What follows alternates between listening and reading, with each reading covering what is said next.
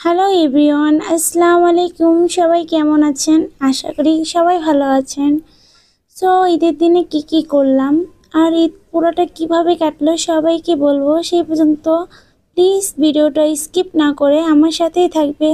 So বন্ধুরা, এখন ঠিক 6টা বাজে আর আমি এখন দুধ জাল দেব আর তার সাথে মুরগি নামাইছি, কারণ ফাইম মাইমের জন্য মুরগি রোস্ট রান্না করবো। ওরা গরু গোস্ত খায় না। দেন এখান দিয়ে আমি পাস্তা নুডলস বসিয়ে দিয়েছি। আর এখান দিয়ে দেখো, কথা বলতে বলতে ধরতে গেলে আমি সেমাই রান্না করে ফেলেছি। আর এখানে 1 কেজি দুধ দিয়ে দুধের উপর যদি সেমাই না থাকে আমার একদম খেতে ভালো লাগে না, কারণ আমার সেমাই থেকে দুধ বেশি লাগে আর সেই সেমাইটা খেতে অনেক মজা লাগে। সেমাইয়ের উপরে আমি কাজু বাদাম তার সাথে কিশমিশ দিয়ে পরিবেশন করে ফেললাম। সো এখান দিয়ে আমি নুডলস রান্না করতেছি, আর নুডলসও মুরগির মাংস দিয়ে রান্না করতেছি, কারণ ওরা বলছে মুরগির মাংস দিয়ে খাবে। তো এখান দিয়ে আমার নুডলসও রান্না শেষ প্রায়। এর মাঝখানে আমি মোমো বসাইছিলাম রাইস কুকারে। দেখো আমার মোমোগুলো সিদ্ধ হয়ে যাচ্ছে। আর মোমো খেতে অনেক মজা, বাট মোমো সসটা আমি বানাইতে পারিনি সময় শর্ট করানোর জন্য, শুধু মোমো বানাইছি। এখন মুরগির মাংসগুলো সুন্দর করে ভেজে নেব, কারণ হালকা ব্রাউন কালার হলে তখন রোস্টটা অনেক খেতে মজা হয়। সো আমি দেখতেছো মুরগি ভেজে ফেলতেছি। তো আমার ভাজা শেষ, এখন আমি কষাইতেছি। তো এখানে আমি সব উপকরণ দিয়ে দিছি। তো সব মশলা, রোস্টের মশলা দিয়ে আমি এখানে রোস্ট বসাই দিলাম। সো এখন টক দই দিব, আর টক দই দেওয়ার পরে রোস্টটা আরও মজা হয়ে যায় আর আরও বেশি স্মাইলটা আসে। আর আমি মুরগির রোস্টটা অনেক সুন্দর রান্না করতে পারি, আমার হাতে খুব মজা হয়। তাই আম্মু আজকে বলছে যে তুই রান্না কর।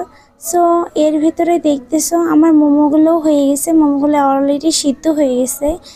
তো এখন আমি চুলা নিভিয়ে দেব, মানে রাইস কুকারটা প্লাগ খুলে ফেলবো, কারণ এখানে আমার মোমোগুলো অনেক সুন্দর সিদ্ধ হয়ে গেছে। আর এখান দিয়ে দেখো আমি রোস্টও রান্না করে ফেলেছি। আমি তোমাদের সাথে ফুল ভিডিওটা দিতে পারিনি রান্নার, কারণ ভিডিওটা অনেক লং হয়ে যাবে তাই।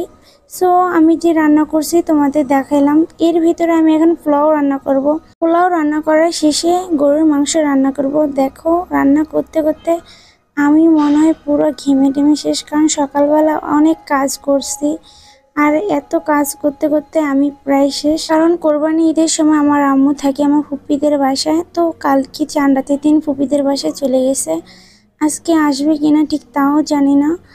সো এই কারণে আজকে সবাই বাসায় আছে। দেন সবার জন্য রান্না, এমনকি বেবিদের জন্য রান্না সব আমার নিজের হাতেই করতে হচ্ছে। আম্মু যদি থাকতো তাহলে আমি করতাম না। তোমাদের সাথে কথা বলতে বলতে আমার পোলাও হয়ে গেছে। এখন আমি পেঁয়াজ দিয়ে পরিবেশন করে ফেলবো।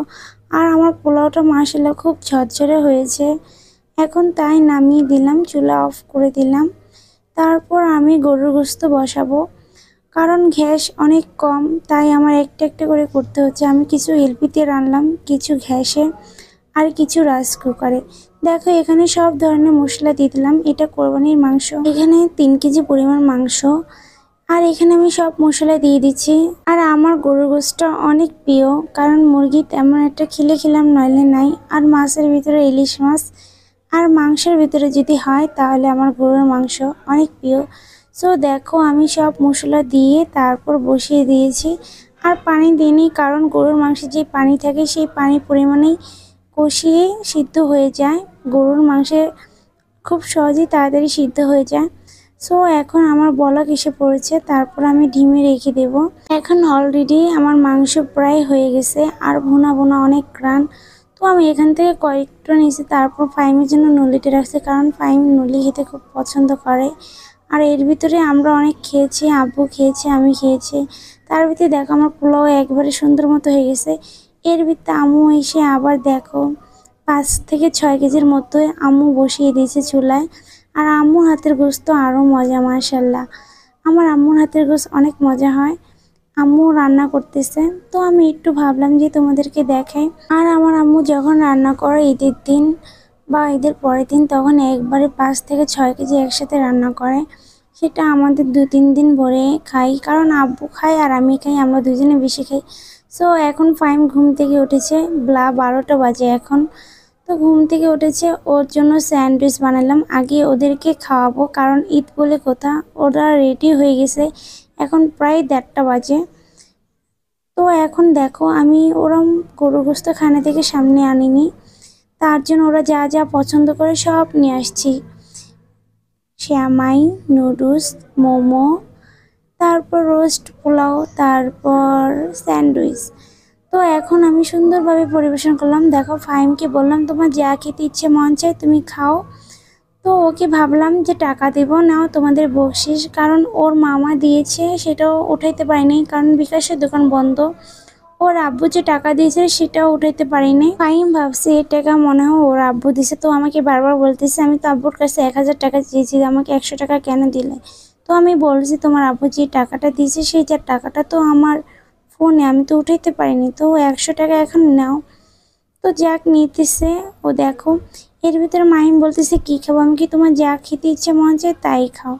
তো ও আবার পোলাওটা বেশি পছন্দ করে, পোলাও রোস্টটা অনেক পছন্দ করে, তাই আগে ওটাই খাবে। আর ফাহিম তো খাবার ভিতরে লুকোচুরি করে, ও একটু সেমাই খায়, না হলে একটু নুডলস, না হলে একটা স্যান্ডউইচ, না মোমো, কিন্তু পোলাও যে দিছে সামনে সেটা আর খায় না, শুধু নিচেই। দেখো ওকে দেখায় দেখে আমি খেতেছে। মোমোটা এত মজা হয়েছে বলার বাইরে, আমি আর কি বলবো। ওদের খাওয়াইতে এসে এখন আমারই খিদে লেগে গেছে। আমার আবার খাবার দেখলে খিদে লেগে যায়, আবার যদি মজার মজার খাওয়ানো হয় তাহলে তো আর কোনো কথাই নেই।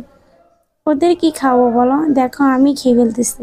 ফাহিমের ভাগে থেকে আমি একটু না খেলে আমার মনে পেট ভরে না। আমার আম্মু এমন করে, ফাহিমের ভাগে থেকে খায়, আমিও একটু খাই, কারণ আমি কি দাঁড়া আমি একটু খেয়ে দেখি। এখন দেখি না আমার আসলে অনেক মজা হয়েছে।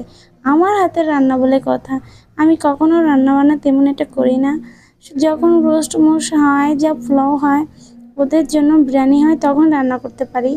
আর তখন রান্না করতে যাই যখন আম্মু না থাকে, না হলে আমি বেশিরভাগ রান্না করি না। এখন ফাইমের বাড়িতে স্যান্ডউইচ খেলাম, আর স্যান্ডউইচটা খেতে অনেক মজা।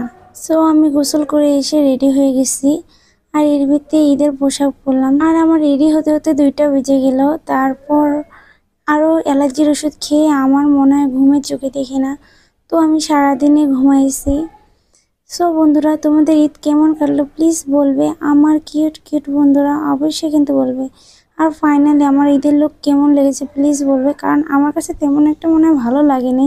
তোমাদের কাছে কেমন লাগছে আমি ঠিক জানি না। আমার প্রিয় বন্ধুরা আমার ভিডিও যদি সত্যি ভালো থাকে প্লিজ লাইক কমেন্ট শেয়ার করে দিও, আর সব সময় আমার পাশে থাকিও, আমিও তোমাদের পাশে থাকবো ইনশাল্লাহ। সো আজকের মতো এখানে বিদায়, সবাই ভালো থাকিও, আল্লাহ হাফিজ।